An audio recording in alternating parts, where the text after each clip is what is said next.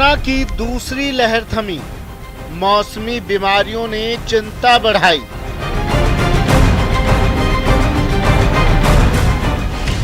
मौसम में बदलाव, बढ़ा मौसमी बीमारियों का दौर। पांव पसार रहा मलेरिया, स्क्रब टाइफस और डेंगू।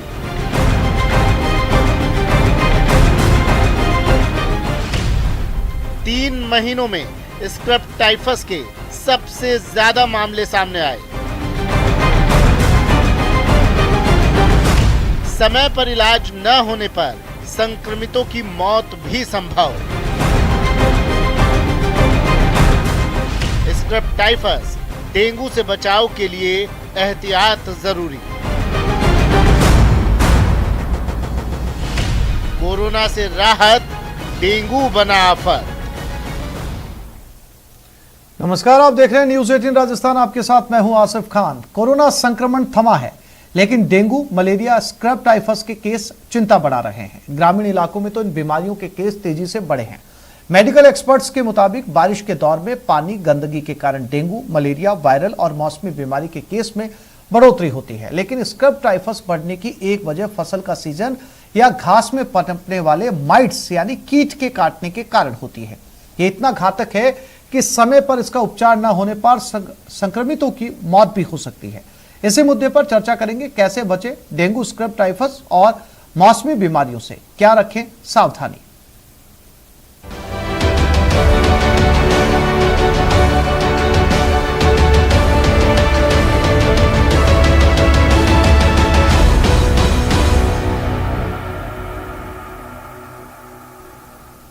हमारे साथ दो मेहमान जुड़ गए, उनसे आपका परिचय करवाते हैं, फिर चर्चा को आगे बढ़ाते हैं। डॉक्टर समीर भाटी हमारे साथ हैं, पब्लिक हेल्थ एक्सपर्ट्स, और डॉक्टर रमेश जोशी, अतिरिक्त अधीक्षक एमबी अस्पताल उदयपुर से हमारे साथ जुड़ गए। सबसे पहले आप दोनों मेहमानों का बहुत यहाँ कार्यक्रम में शामिल होने के लिए बहुत शुक्रिया। सबसे पहले समीर जी, मैं आपके पास आना चाहूंगा। समीर साहब, मौसमी बीमारियां हर साल आती हैं और मानसून के सीजन की अगर बात की जाए तो सबसे ज्यादा जो है वो मानसून के अंदर मौसमी बीमारियां घिरती है। लेकिन इस वक्त जो है स्क्रब टाइफस भी इनके साथ मिला हुआ है। यह अपने आप में चिंता का विषय है और इसके बारे में माना जाता है कि इतना घातक है कि समय पर अगर इसका इलाज नहीं लिया जाए तो यह फिर कोरोना से भी ज्यादा घातक साबित होगा। डॉक्टर समीर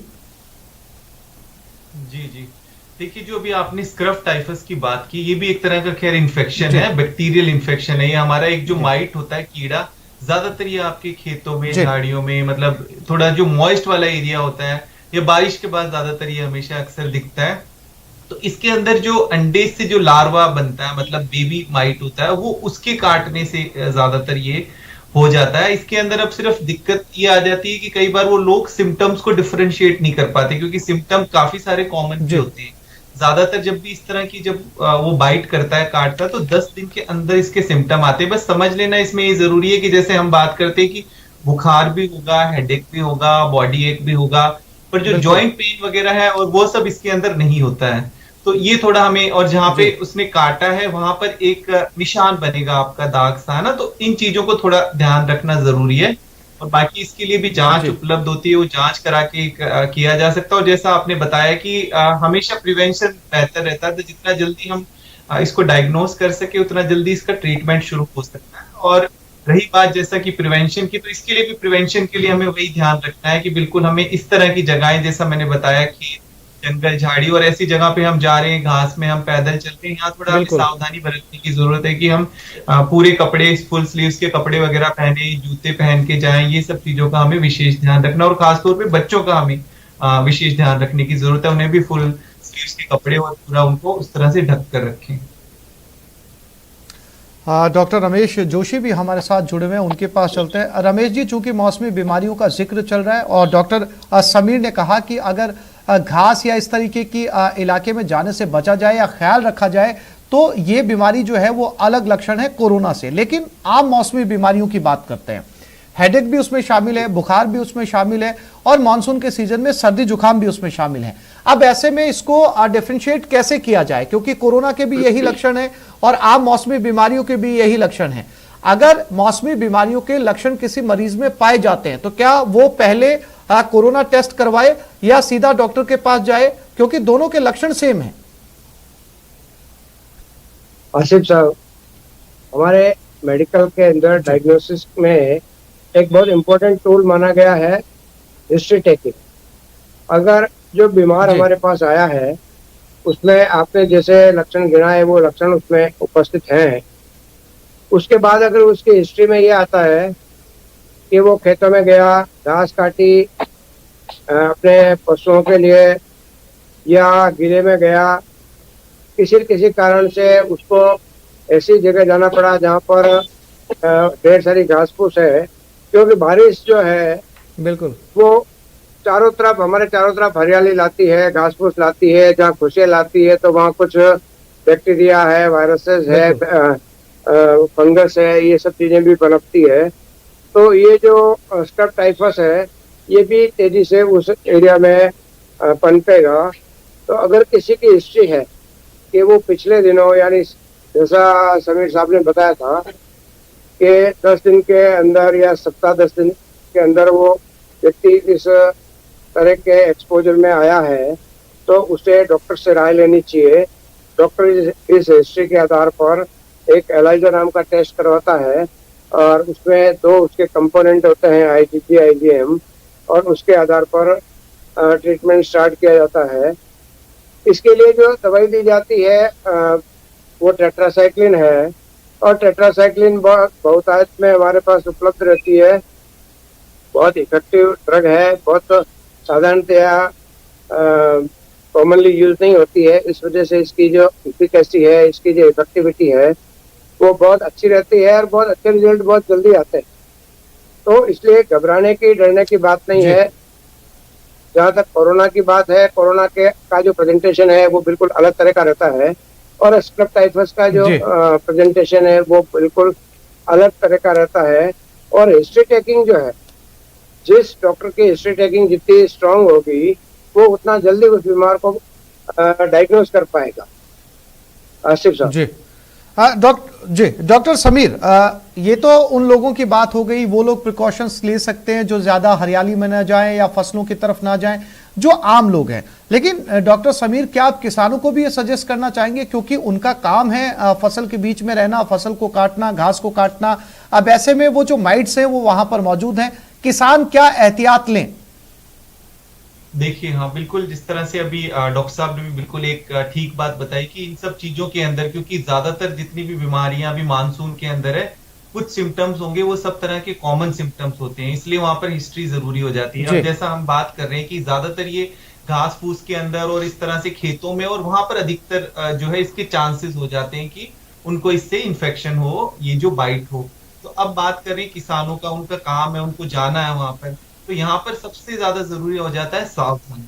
सावधानी इसके अंदर हमें क्या रखनी है कि जैसे हम कोरोना के अंदर जो सावधानियां बताते हैं वो जिस तरह की सावधानियां, इसके अंदर हम ये कहते हैं कि अपने आप को ढक कर रखे शरीर को। मतलब अब वो जा रहे हैं, अगर वहां चल रहे हैं तो वो जूते बूट वगैरह, ये अपना फुल जुराबे वगैरह और ये सब चीजें पहने, मतलब इस तरह की, और हाथों को कवर करके रखें, ये जरूरी है। इसका बचाव सिर्फ यही है कि उसी तरह से वो उससे मतलब तभी प्रोटेक्ट हो सकते हैं कि, और खास तौर पे हम ये देख लें कि पर्टिकुलरली उस एरिया के अंदर ये कितना ज्यादा अगर फैल रहा है वहां पे, तो उनको विशेष तौर पर ध्यान रखने की जरूरत है। इसकी सावधानी यही है, बचाव ये कि इस तरह से वो अपने आप को जो है प्रोटेक्ट कर सकते हैं, मतलब फुल स्लीव्स के कपड़े और ये सब पहन। बिल्कुल, बहुत महत्वपूर्ण बात है। अगर इस मानसून के सीजन में अगर बाहों तक के पूरे कपड़े पहने जाएं तो माइट्स या मच्छर, डेंगू भी इस समय चल रहा है, उससे भी जो है वो बचाव हो सकता है। डॉक्टर रमेश, एक बार फिर से मैं आपके पास में आता हूं, चूंकि कोरोना जो है वो ये तो नहीं कहा जा सकता कि पूरी तरीके से खत्म हो गया, लेकिन कहीं ना कहीं रफ्तार धीमी हुई है। वैक्सीनेशन का बड़ा असर पड़ा है जिसकी वजह से केसेस के मामलों में जो है वो कमी आई है, लेकिन अभी ये पूरी तरीके से खत्म नहीं हुआ। मौसमी बीमारियां आ गई, डेंगू आ गए, स्क्रब टाइफस आ गया। अब ऐसे में बच्चों को संभालना बहुत जरूरी हो जाता है, क्योंकि इस समय में रमेश जी स्कूल भी खुल गए हैं छोटे बच्चों के, वो स्कूल भी जाना शुरू हो चुके हैं आज से। अब ऐसे में क्या आप पेरेंट्स को सजेस्ट करेंगे, कैसा सुझाव देंगे उनको कि बच्चों का इस मौसम में सबसे ज्यादा ध्यान रखा जाए, क्योंकि उन्हें तो वैक्सीनेशन भी नहीं हुआ है कोरोना का? डॉक्टर रमेश।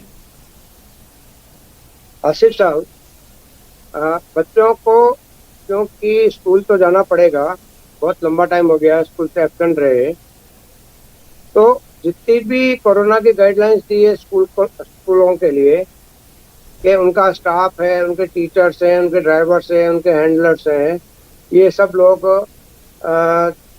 कम से कम एक डोज और अगर संभव हो तो दोनों डोज लिए हुए होने चाहिए, तभी स्कूल में इन लोगों को प्रवेश मिले।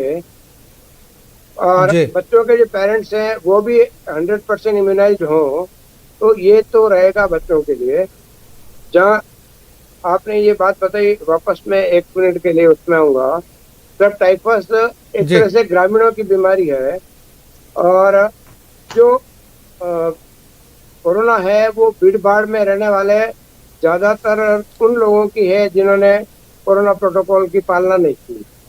तो ग्रामीण क्षेत्र में जाने वाले जो लोग हैं उनके लिए तो स्क्रब टाइफस पर विशेष रूप से फोकस करने की जरूरत है।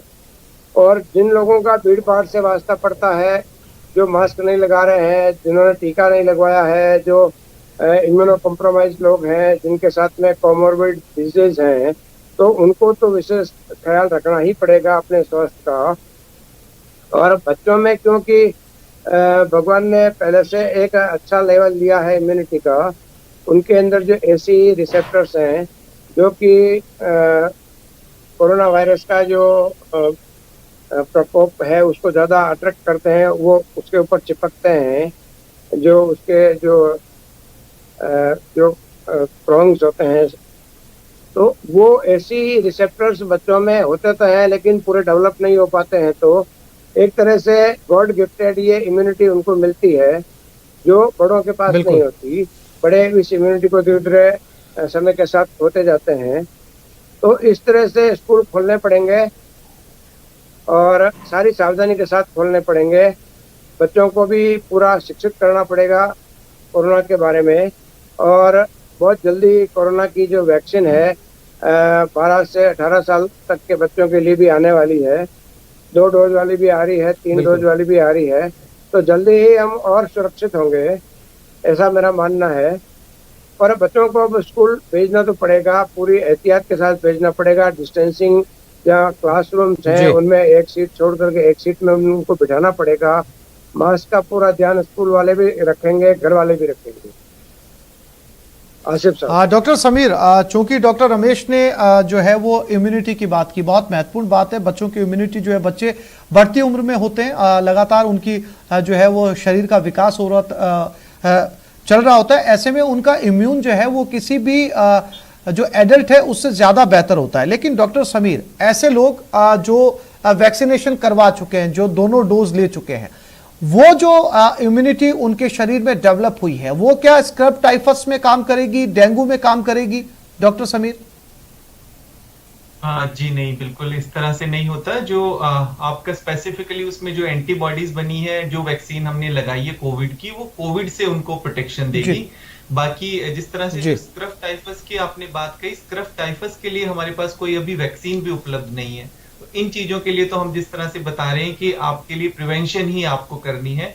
डेंगू के लिए जिस तरह से हम बात कर रहे हैं, स्क्रब टाइफस के लिए भी इवन साफ सफाई का और इन सब चीजों का ध्यान रखना है, पूरी तरह से अपने आप को कवर रखना है। डेंगू के लिए भी इसी तरह से, बच्चों के लिए भी सेम चीज है कि बच्चों को हम अगर वो खेलने के लिए बाहर जा रहे हैं, पूरा वो भी फुल स्लीव्स के कपड़े और ये इस तरह के पहन कर जाएं, और कोशिश करें कि शाम के वक्त थोड़ा अवॉइड करें उनको बाहर उस तरह से भेजना। अगर डेंगू हमारे एरिया के अंदर ज्यादा प्रिवेलेंट है तो ये सब हमें ध्यान रखने की जरूरत है। और इसके अलावा बच्चों में कई बार क्या होता है कि वो सिम्टम ठीक तरीके से बता नहीं पाते, डिस्क्राइब नहीं कर पाते सिम्टम्स को, तो वहां पर हमारा थोड़ा ज्यादा, क्योंकि अडल्ट फिर भी अपने सिम्टम्स बता देते हैं, तो बच्चों में कई बार बीमारी जब गंभीर हो जाती है तब हम लोगों को पता लगता है। तो इसलिए बच्चों का हमें विशेष तौर पर खास जब हम मानसून सीजन की बात करते हैं, और खास तौर पे ये सारी जो बीमारी बात करें, स्क्रब टाइफस हो गई या आपकी डेंगू हो गई और मानसून की अदर सीजनल बीमारियां जुलाई से लेके अक्टूबर तक काफी ज्यादा होती है, इसलिए हमें इस समय उनके ऊपर इस तरह की चीजों का विशेष ध्यान देने की जरूरत है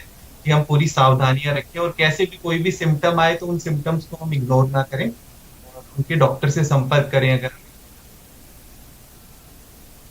हाँ बिल्कुल डॉक्टर समीर, ये बहुत महत्वपूर्ण है कि अगर इस तरीके के सिम्टम्स आते हैं तो जो है वो डॉक्टर से ज़रूर संपर्क किया जाए। और आमतौर पर डॉक्टर रमेश, मैं आपसे पूछना चाहूँगा, आमतौर पर जब हल्की बुखार होती है या इस तरीके का मानसून का सीज़न होता है, बुखार होती है या किसी और तरीके के सिम्टम दिखाई देते हैं, तो डॉक्टर समीर ने कहा कि डॉक्टर से संपर्क करना बहुत ज़रूरी हो जाता है, अस्पताल पहुंचना।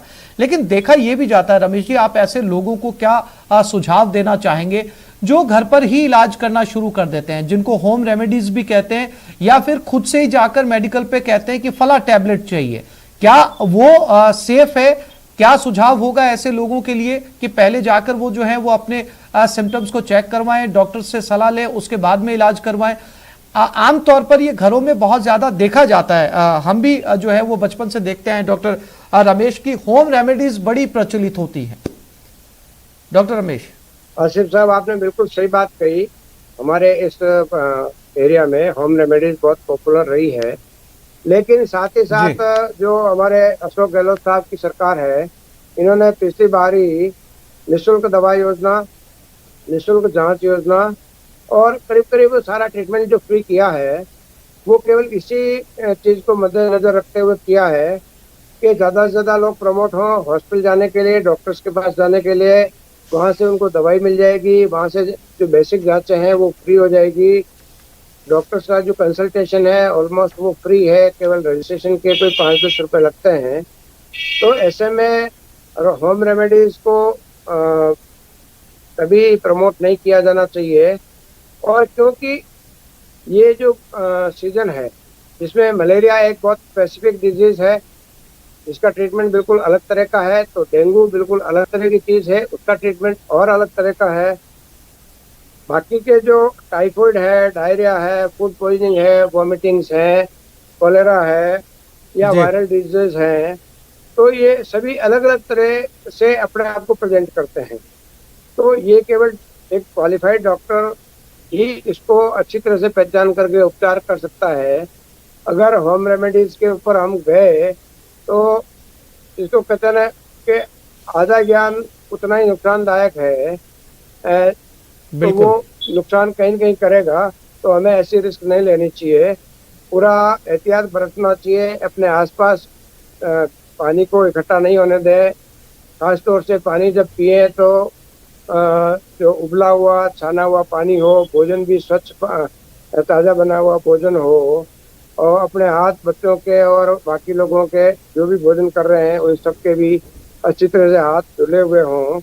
तो स्वास्थ्य के बारे में जितनी भी प्रिवेंशन समय समय पर बताई जाती है, उसके अलावा पानी को इकट्ठा नहीं होने देना। खासतौर से अपनी छत पे कहीं पानी भरा है, कूलर में भरा है, कहीं गमलों में भरा है, किसी टब में भरा है, नारियल के खोल में भरा है, तो इनको खाली करते रहें, क्योंकि ये एक बहुत बड़ी पोटेंशियल जगह है जहाँ पर ये वायरस है, ये जो मच्छर है वो पनपते हैं और अलग अलग तरह के बुखारों को जन्म देते हैं, जिनमें मलेरिया बहुत खतरनाक बुखार है, डेंगू बहुत खतरनाक बुखार है। कई सारी जगह पे तो ये महामारी के रूप में फैलता है। जैसे डेंगू में जो यमुना पार का जो एरिया है, उसको डेंगू की राजधानी कहा जाता है पूरे प्रदेश में, पूरे देश के अंदर। तो चिकनगुनिया जो है बिल्कुल अलग प्रेजेंटेशन के साथ आता है, जबरदस्त जो जोड़ों में दर्द होता है। तो ये सब जो चीजें हैं वो घर पे बैठ करके पहचानना या जो काउंटर सेल के ऊपर जो दवाइयाँ मिल रही है उनको ला करके उनका ट्रीटमेंट करना, वो सही नहीं है। नहीं तो वो पहचान पाएंगे और नहीं सब जो ठीक से इलाज कर पाएंगे। अगर दवाई ली भी सही तो वो सब क्लिनिकल डोजेज में होगी, यानी बॉडी वेट के हिसाब से जो दवा मिलनी चाहिए वो पूरी कैलकुलेटेड नहीं होगी। और यही एक कारण है जो इन बीमारियों को रेजिस्टेंट करती है इन दवाओं के प्रति। तो मेरी तो सभी से आम जनता से हाथ जोड़ करके यही निवेदन है कि अपने जीवन को उस पे नहीं लगाएं, दाव पे नहीं लगाएं। और पूरे राजस्थान के अंदर एक जबरदस्त लेवल का इंफ्रास्ट्रक्चर अभी खड़ा हुआ है पिछले कुछ महीनों में, उसका लाभ लें, दवाइयों का लाभ लें, जांचों का लाभ लें, फ्री कंसल्टेशन का लाभ लें। ये मेरा सभी से कहना है। आसिफ साहब। बिल्कुल। डॉक्टर समीर, हम स्क्रब टाइफस की बात कर रहे हैं। स्क्रब टाइफस जो है वो कोई नई बीमारी नहीं है, क्योंकि ये घास फूस से आती है, फसलों से आती है, माइट्स उनके ऊपर होते हैं और ये पहले भी काटते हैं, स्किन के ऊपर चकते आते हैं, ये लगातार बना हुआ है। क्या इसमें डॉक्टर समीर इम्यूनिटी बहुत महत्वपूर्ण रोल निभाती है? इम्यूनिटी अच्छी होना बहुत जरूरी है। दूसरा, अगर किसी को हो जाए तो उसकी पहचान कर ली जाए, डायग्नोसिस हो जाए कि इसको स्क्रब टाइफस है, क्या उसका इलाज है, उसे क्या खाना पीना चाहिए इस दौरान अपनी इम्यूनिटी को स्ट्रांग बनाने के लिए? डॉक्टर समीर। जी जी, बिल्कुल। देखिए, जिस तरह से सबसे महत्वपूर्ण हो जाता है, क्योंकि सारी डिजीज के कुछ कॉमन सिम्टम्स है। स्पेसिफिकली हम बात करें अभी ज्यादा, अगर स्क्रब टाइफस के केसेस हमारे पास ज्यादा आ रहे हैं। स्क्रब टाइफस में सबसे इंपॉर्टेंट है कि जितना अर्ली हमने डायग्नोज कर लिया। देखिए, ये एक बैक्टीरिया की वजह से है ना, एक बैक्टीरियल इन्फेक्शन है। जैसे कुछ वायरल इन्फेक्शन होते हैं, ये बैक्टीरियल है, तो इसके अंदर एंटीबायोटिक्स कुछ दी जाती है, इसके लिए फिक्स मेडिसिन है। वो टाइम से अगर ट्रीटमेंट शुरू हो जाए तो पेशेंट बहुत आसानी से ठीक हो जाता है। और इसके साथ सिम्टोमेटिक दवाइयां भी दी जाती है, जैसे अगर उसको साथ में बुखार है या और भी किसी तरह की प्रॉब्लम है। क्योंकि सबसे महत्वपूर्ण इसमें आ जाता है कि जितना ज्यादा इसमें लेट होता है तो ये भी आपके हार्ट, लंग, किडनी, जो मेजर ऑर्गन्स है, इनके ऊपर इफेक्ट डालता है। और इसके अंदर जैसे आपने बात की कि ज्यादा जरूरी है कि जैसे डायग्नोस्ड हो जाता है, कुछ पेशेंट आराम से ओपीडी के अंदर जनरली रिकवर हो जाते हैं, पर कई जो पेशेंट्स है जिनका थोड़ा लेट डायग्नोस्ड होता है तो उनको हॉस्पिटल रिक्वायर्ड होती है। तो इसमें सिर्फ यही सब चीजों को ध्यान में रखने की जरूरत है। इसका ट्रीटमेंट अवेलेबल है, इसके लिए कोई वैक्सीन नहीं है। हाँ, बस सिर्फ लक्षणों को ठीक तरीके से जानना है। और राइट, जैसा अभी डॉक्टर साहब ने भी बताया कि कई बार कुछ कॉमन सिम्टम कि डेंगू है, डेंगू के अंदर मोड ऑफ ट्रीटमेंट डिफरेंट है, स्क्रब टाइफस के अंदर बिल्कुल एक तरह का डिफरेंट है। अब कई बार क्या होता है, जैसे आपने बताया कि ओवर द काउंटर वैसे मेडिसिन ले लेते हैं, जबकि डेंगू के अंदर स्पेसिफिकली हम बोलते हैं कि पेन किलर्स आपको नहीं खाने, और लोग इस तरह से पेन किलर खा लेते हैं। और उसमें आपने देखा होगा कि डेंगू में वैसे ब्लीडिंग होने के चांस रहते हैं। तो स्क्रब टाइफस में हमें बस इन्हीं चीजों का विशेष ध्यान रखना है, सिम्टम्स को हम पहचान पाए। इसमें बुखार होगा, हेडेक होगा, बॉडी एक होगा, मतलब शरीर में दर्द होगा। इसमें जॉइंट पेन वगैरह नहीं होगा। डेंगू के अंदर जैसे आंख के पीछे दर्द होता है, वो इसके अंदर ऐसा नहीं होगा। इसमें वॉमिटिंग वगैरह नहीं होगी। तो ये थोड़ा सा हमें ध्यान रखना। और जहां इम्यूनिटी की बात करते हैं, तो इसमें सबसे हम बात करेंगे इम्यूनिटी के लिए, सिर्फ जितना हो सके आप बाहर का खाना अवॉइड करें, घर का आप खाना खाएं, घर का पानी पिए। बाहर का कुछ भी चीजें, अभी ज्यादातर मानसून के बाद तो उनमें हमेशा देखा गया है कि जो वायरल बीमारियां वो काफी ज्यादा बढ़ जाती है, कि बाहर का खाने में कई बार इंफेक्शन होने के चांसेस ज्यादा रहते हैं। अगर खा भी रहे तो साफ सुथरा, आप साफ सफाई का विशेष। बिल्कुल डॉक्टर समीर, ये बहुत महत्वपूर्ण बात है। रमेश जी, डॉक्टर समीर लगातार ये डॉक्टर सजेस्ट भी करते रहते हैं कि जब सीजनल इस तरह की मानसून में जब बीमारियां आती है, चाहे डेंगू हो, चाहे जो स्क्रब टाइफस हो, या दूसरी इसी से जुड़ी हुई डायरिया, अगर डॉक्टर रमेश खाने के पॉइंट ऑफ व्यू से बात की जाए, फूड के इस मॉनसून सीजन के अंदर बाहर के खाने से बचना बहुत जरूरी है, क्योंकि सबसे बड़ा जो पॉइंट आता है वो आता है हाइजीनिक खाना कितना है। मॉनसून के अंदर सबसे ज्यादा अनहाइजीनिक खाने की आशंका लगातार बनी रहती है। ये जो है बीमारी में और ज्यादा इजाफा कर देता है बजाय कि ठीक होने में। डॉक्टर रमेश। आसिफ साहब, आपने बिल्कुल ठीक कहा। ये जो बाहर खाना बनता है, जो रोड साइड में बनता है, जो कई सारे ये जो फूड पॉइंट्स बने हुए हैं, कुछ कॉमन जगह पे हर शहर में होता है, वहाँ पर जो ये ठेलों पर खाने बनते हैं, वो एक तो मक्खियाँ, मच्छर, गंदगी, ये सब इससे अटे पड़े रहते हैं। उसी के बीच वो लोग बनाने वाले खड़े रहते हैं, बड़ी अनहाइजीनिक कंडीशन में वो लोग खाना बनाते हैं। न तो उनके हाथ धुले हुए होते हैं, न उनके नाखून कटे हुए होते हैं, न उनका व्यक्तिगत स्वास्थ्य जो कुक है वो ठीक से होता है। और फिर वो जो पानी यूज करते हैं, वो आसपास कई बार ऐसा देखा गया है, कई सारे वीडियोस भी वायरल हुए हैं कि किसी गड्ढे से पानी भर के लिया है, किसी सागर से पानी भर करके लिया है। हमारे यहाँ पे उदयपुर के अंदर मैंने देखा है कि कुछ वीडियोस वायरल हुए थे जिसमें फतेह सागर से एक बाल्टी पानी भरा और वो जो पानी पतासे वाला है उसी के अंदर वो मसाला बना करके और लोगों को दे रहा है। तो ये तो क्या सरासर एक आपराधिक कृत्य है। तो हमारे पार्ट में ये रहता है कि हम बाहर का खाना नहीं खाएं, घर का ताजा बना हुआ खाएं, अगर घर से कोई ऑफिस निकल रहा है तो घर का बना हुआ खाना लेकर के निकले, घर से खूब सारा पानी पी करके निकले, जो भी तैयार खाना है वो घर से खा करके निकले, और पानी अपने साथ कैरी करे, बाहर का पानी यूज नहीं करे, जिसको कहते हैं पोर्टेबल वाटर। साफ पीने योग्य जो पानी है वो बहुत अति आवश्यक है। और अगर ऐसा नहीं है तो ये पहले इंश्योर कर ले कि खाना स्वच्छ है, अच्छी जगह पकाया गया है, ताजा है, और पानी भी है वो बिल्कुल पीने लायक पानी है, स्वच्छ पानी है, जिसमें इन्फेक्शन के चांसेस नहीं है। क्योंकि जैसे ही ये सारे पेयजल के स्रोत हैं, बारिश होते ही इनके अंदर इनके ड्रेनेज एरिया का जो पानी है जिसके अंदर बिल्कुल डॉक्टर रमेश, बहुत महत्वपूर्ण सुझाव हैं डॉक्टर समीर भाटी, डॉक्टर रमेश जोशी, आपने जो कुछ कहा है उम्मीद है हमारे दर्शकों ने इसे सुना होगा और इस पे इम्प्लीमेंट करेंगे। तो इस समय मानसून के समय जो मौसमी बीमारियां चल रही हैं, चाहे वो डेंगू हो, चाहे वो स्कब टाइफस हो, इससे बचाव में आपको बहुत मदद मिलेगी। आप दोनों मेहमानों का हमारे साथ जुड़ने के लिए बहुत बहुत शुक्रिया। नमस्कार।